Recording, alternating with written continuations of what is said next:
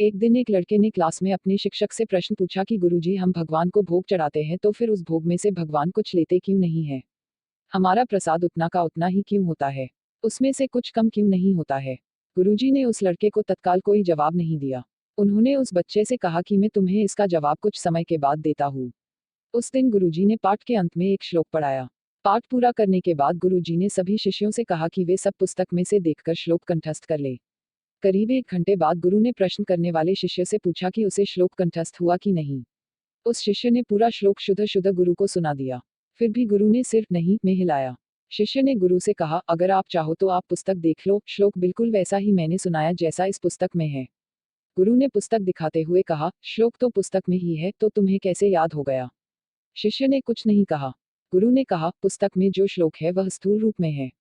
तुमने जब श्लोक पढ़ा तो वह सूक्ष्म रूप में तुम्हारे अंदर प्रवेश कर गया। उसी सूक्ष्म रूप में वह तुम्हारे मन में रहता है। इतना ही नहीं, जब तुमने इसको पढ़कर कंठस्थ कर दिया तब भी पुस्तक के स्थूल रूप के श्लोक में कोई कमी नहीं आई। इसी प्रकार पूरे विश्व में रहते परमात्मा हमारे द्वारा चढ़ाए गए भोग को सूक्ष्म रूप में ग्रहण करते हैं और इससे स्थूल रूप के वस्तु में कोई कमी नहीं होती है। उसी को हम प्रसाद के रूप में स्वीकार करते हैं। शिष्य को उसके प्रश्न का उत्तर मिल चुका था।